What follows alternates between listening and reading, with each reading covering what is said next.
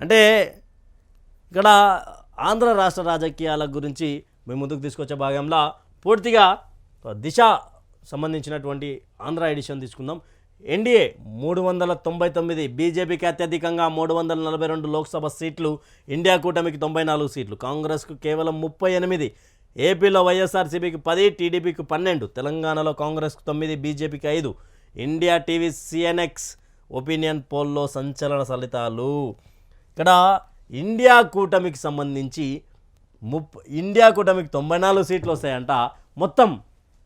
మొత్తంలో ఈడ కాంగ్రెస్కి 38 వస్తాయంట. 38 కాంగ్రెస్కి వస్తాయంట, ఇండియా కూటమికి 94 వస్తాయంట. అక్కడ వైఎస్ఆర్సీపీకి 10, టీడీపీకి 12 టగ్ ఆఫ్ వార్ ఉండబోతా ఉంది రాష్ట్ర రాజకీయాల్లో. మళ్ళీ తెలంగాణ రాష్ట్రానికి వెళ్ళేసరికి కాంగ్రెస్కు 9, బీజేపీకి 5, ఇండియా టీవీ సిఎన్ఎక్స్. కానీ మరోసారి నరేంద్ర మోడీ అనేది పక్కగా ఏ సర్వే ఇచ్చినా, ఏ సర్వేలు చెప్పినా మినిమం 363 మెయిన్ ఫిగర్ ఏదో 370 ఉండో అది క్రాస్ చేస్తున్నారు. ఏ సర్వే ఇచ్చినా అదే క్రాస్ చేస్తూ ఉన్నది. మరి కాంగ్రెస్ పార్టీ పరిరక్షణ సమితి, ప్రజాస్వామ్య యాత్ర ఇవన్నీ చేస్తూ ఉన్నారు. కానీ మరి చూడాలి ఇంతవరకు ఈ ఫలితాలు. గ్లాసు గుర్తు కేటాయించండి, హైకోర్టులో రాష్ట్రీయ ప్రజా కాంగ్రెస్ పార్టీ పిటిషన్, ప్రచారం నేటికి వాయిదా అంటూ కూడా గాజు గ్లాసు, ఇక్కడ జనసేనకు ఉన్నటువంటి గాజు గ్లాస్ని మాకు కేటాయించండి అంటూ కూడా ప్రజా కాంగ్రెస్ పార్టీ పిటిషన్ అంటూ కూడా వార్తను తీసుకొని వచ్చారు.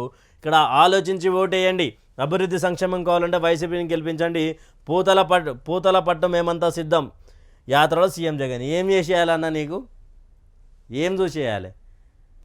నువ్వు చేసినటువంటి అరాచకాలకు వేయాలన్నా తిరుపతిలో నీ సంగతి ఏందో చెప్తారు ప్రజలు. శ్రీశైలంలో అన్నపాట లేకపోతే ఆడ కిరాయి 1000 ఉన్నది, 2000 కట్టాలనంట.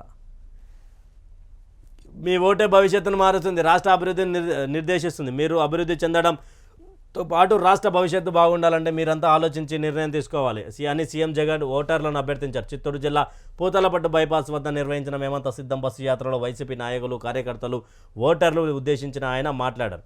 త్వరలో జరిగే ఎన్నికలకు విలువలు, విశ్వసనీయతకు, మోసానికి మధ్య జరుగుతున్న యుద్ధంగా భావించాలి. ప్రతి ఒక్కరూ ఆలోచించి నిర్ణయం తీసుకోవాల్సిన సమయం ఆసన్నమైంది. మీ ఓట్లు చాలా విలువైనవని గుర్తించి మీకు మంచి చేసేవారిని ఓటు ద్వారా గెలిపించుకోవాలని జగన్ కోరారంటూ కూడా ఒక వార్తను తీసుకొని వచ్చారు. అయితే ఇక్కడ